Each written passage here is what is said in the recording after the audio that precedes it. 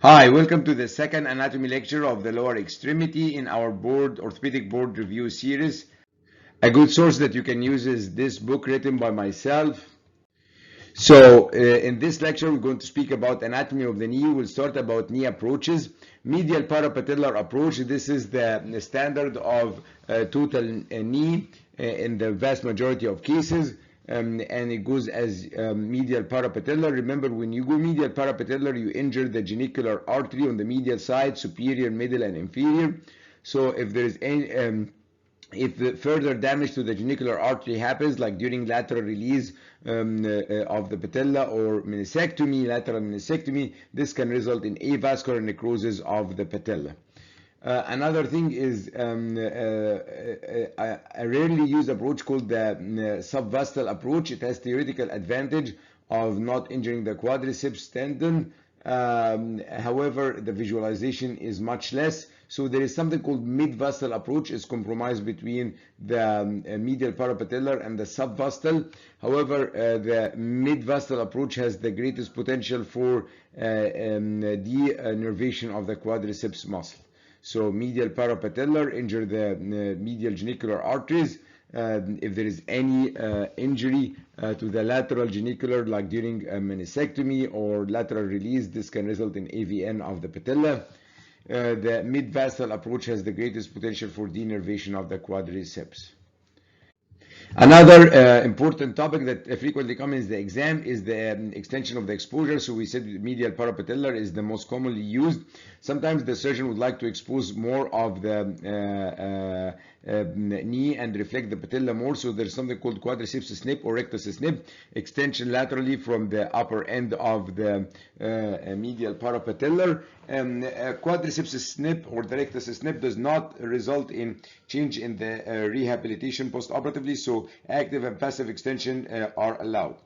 The VY turn down or patellar turn down, it's not only lateral extension, but also the surgeon will go distally on the lateral side and reflect the whole patella down. That's what's called patellar turn down. If patellar turn down is done, active extension should be delayed. So patellar turn down result in change in the rehabilitation and the post-operative regimen.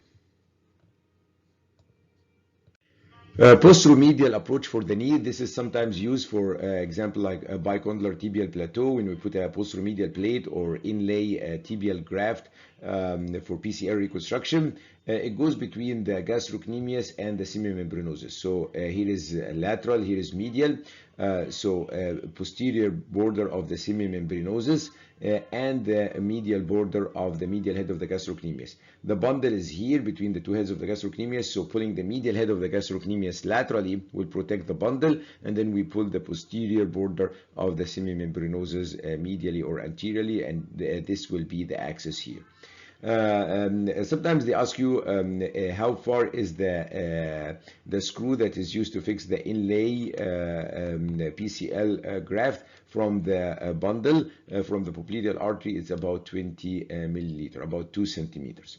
So posteromedial approach used for some indication like bicondylar tibial plateau when you put a posteromedial plate, or for the PCL reconstruction putting an inlay graft. It's between the posterior border of the semimembranosus and the medial border of the medial head of the gastrocnemius. The medial head of the gastrocnemius will protect the bundle for you. For the posterolateral approach of the knee, we need this sometimes when you do lateral meniscus inside-out repair. In the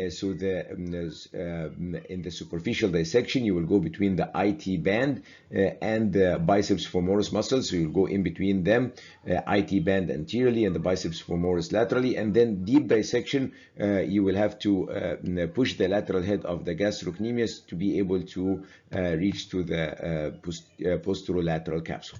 So posterolateral approach of the knee, like for example, inside-out lateral meniscal repair, superficial dissection between the IT band or the iliotibial band and the biceps femoris, and then deep dissection will be by retraction, posterior retraction of the gastrocnemius to access the posterolateral approach. So remember, you will push the gastrocnemius more posteriorly. Sometimes they ask you which direction are you going to push the gastrocnemius.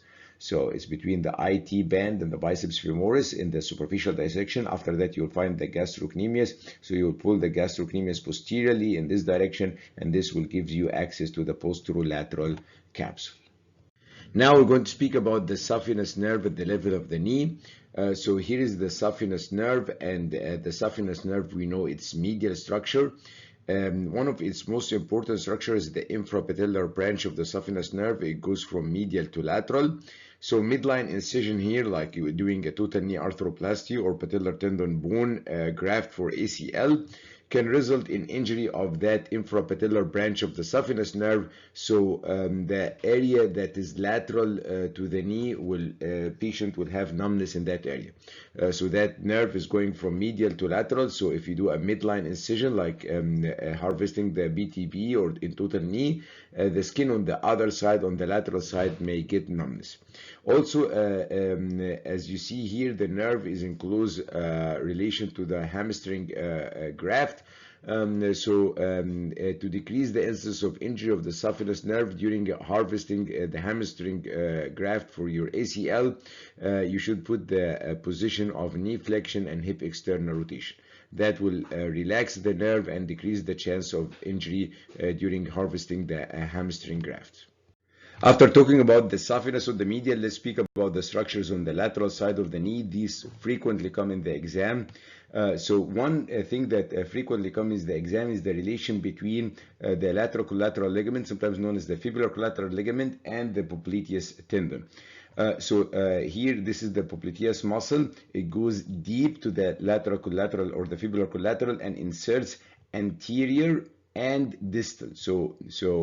The insertion of the popliteus muscle is anterior, distal, and it is deep to the femoral insertion of the lateral collateral or the fibular collateral ligament. Sometimes they will ask you the question on the like, what is the relation of the lateral collateral ligament to the popliteus? So the lateral collateral ligament is proximal and posterior to the popliteus tendon. It has the same relation to the lateral epicondyle. So the lateral collateral ligament is proximal and posterior. So it is posterior and proximal to the lateral epicondyle. Same thing, it is proximal and posterior to the popliteus tendon. This relation is very important and it frequently comes in the exam. Another questions come about the insertion into the fibula. So the lateral collateral ligament insert into the anterior part of the fibula. The popliteofemoral ligament inserts into the posterior part of the fibula. The biceps tendon inserts basically through the whole width of the fibular head. These are the relation on the lateral side that you need to know. Popliteus tendon go deep to the lateral collateral ligament, so it is anterior and distal to the lateral collateral ligament. The lateral collateral ligament is proximal and posterior to the popliteus tendon. It's also the same regarding the lateral epicondyle. The lateral collateral ligament inserts into the anterior part of the fibular head. The popliteofemoral ligament inserts into the posterior part. The biceps inserts basically through the nearly all the lateral portion of the fibular head. So keep this picture in your mind. It's very important. It frequently comes in the exam. Now after we finish medial and lateral, we will go to the posterior part of the knee. Remember, the neurovascular bundle is in the posterior part of the knee, and it has the following arrangement. So this is here laterally, this is medially. So here is your sartorius, gracilis, and semitendinosus are here. This is the medial structure, and here are the lateral structure. So from lateral to medial, and it's also from superficial to deep, is the nerve, the tibial nerve, and the vein, and then the artery. So the artery is the most medial structure, and it's also in the same time, it's the most deep structure. Followed by the vein, and then followed by the posterior tibial nerve. this arrangement is very important. You need to know that. So the most medial structure is the artery. In the same time, it's the most deep structure, or the most anterior structure. Remember, the deep here means anterior. Followed by the vein, which is more posterior and more superficial, and then the nerve, the posterior tibial nerve, which is more lateral and more superficial or more posterior. So what is the closest structure to the knee capsule? It's the deepest structure, or the most anterior structure, which is the popliteal artery. How far it is from the posterior tibial plateau? With the knee flexed, it's about 1 centimeter or 9 millimeter. So the popliteal artery, which is the most anterior structure or the most deep structure in the bundle, it's the closest bundle to the knee, and it's about 1 centimeter from the posterior aspect of the tibial plateau with the knee 90-degree flexion. Remember, here is the posterior tibial nerve, and here is the common peroneal nerve. So if you're doing a total knee, the common peroneal nerve is protected with the lateral head of the gastrocnemius. So at the level of the tibial cut of the total knee, the common peroneal nerve is not usually at risk with the cut. Why? Because it is superficial, means it's more posterior to the lateral head of the gastrocnemius muscle. We're going to explain the home screw mechanism of the knee, which is important for locking of the knee during extension, so it gives stability during standing. The locking mechanism happens without direct muscle action, so the unlocking occurs by the popliteus tendon. So the unlocking of the knee, this occurs by the popliteus tendon. The popliteus will, as we saw in the slide before, it will pull on the femur from the back, attach it laterally, so it will result in external rotation of the femur or internal rotation of the tibia. So external rotation of the femur or internal rotation of the tibia, this will unlock the home screw mechanism. But how the home screw mechanism, how is the locking itself occur? It occurs actually by the anatomical shape of the cruciate and the anatomical shape of the tibial condyles and the femoral condyles. No direct muscle action occurs. So the unlocking occurs by direct action of the popliteus pulling on the femur, causing external rotation of the femur or relative internal rotation of the tibia. But the locking mechanism occurs through external rotation of the tibia, but this happens with the anatomical shape of the condyles, femur and tibia, and also by the tension in the cruciate ligament. So what will happen is the medial condyles are larger than the lateral condyles of the tibia. So during from flexion to extension, in the first part, they will work relatively the same. However, in the very last 30 degree or 20 degree of extension, medial condyle of the tibia is larger, so it will start to rotate. So it will rotate this way, giving external rotation of the tibia or relative internal rotation of the femur. So locking occurs by external rotation of the tibia or relative internal rotation of the femur. Unlocking occurs with external rotation of the femur or internal rotation of the tibia. So this is the home screw mechanism. Unlocking occurs actively by the popliteus. Locking occurs by the tensioning in the cruciate during from flexion to extension and by the shape of the condyles. Medial tibial condyle is larger, so the last 30 degree it will start rotating, and this rotation of the medial condyle will cause external rotation of the tibia and relative internal rotation of the femur. Blood supply of the knee. This topic sometimes comes in the exam. So the popliteal artery is the source of the blood supply for the knee. It will give superior genicular, inferior genicular, and the middle genicular. There is an extensive anastomosis between the superior and the inferior genicular. The superior genicular will give the medial and lateral superior genicular, which supplies the cartilage and the bone here of the patella, and also blood supply for the PCL. The inferior genicular also gives medial and lateral inferior geniculars, and this is the blood supply for the menisci. The middle genicular supplies the ACL, PCL, and collateral ligament. Sometimes they ask you what is the main blood supply for the ACL. It is the middle genicular artery. Now let's speak about a few points in knee kinematics. As a reminder, kinematics is the study of the motion, and kinetics is the study of the motion and the forces that is responsible for this motion. The lateral femoral condyle radius of curvature is larger than the medial femoral condyle. So you see here, this is a sagittal cut in the femur in the lateral part. You can see here, this is the curvature of the distal part. This is the curvature of the posterior part. So the overall curvature is much larger than the medial femoral condyle. So the curvature of the lateral femoral condyle is more than the medial femoral condyle. So what is the implication of that?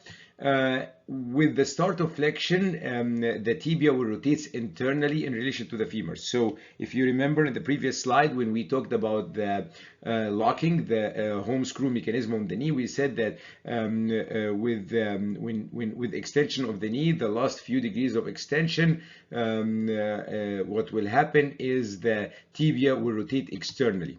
So the reverse will happen when, with the beginning of flexion, the tibia will rotate internally in relation to the femur, and will keep that position to up to 90 degrees of internal rotation, which a little bit more internal rotation will happen.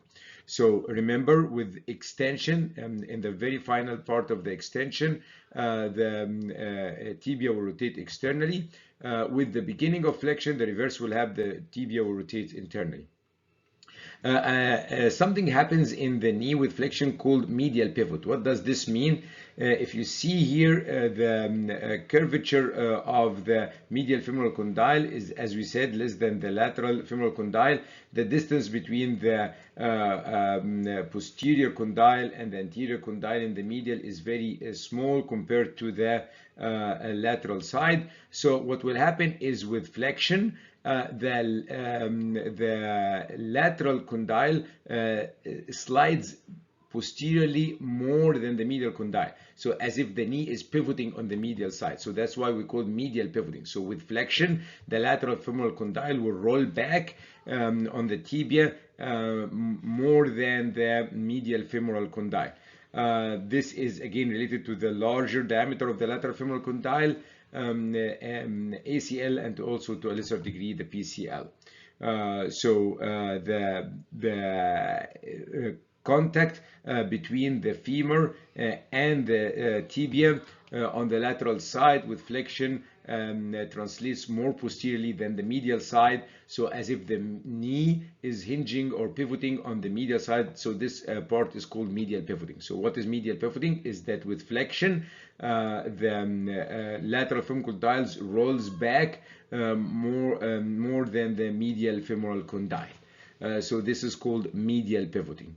So these are the points that important in the knee kinematics.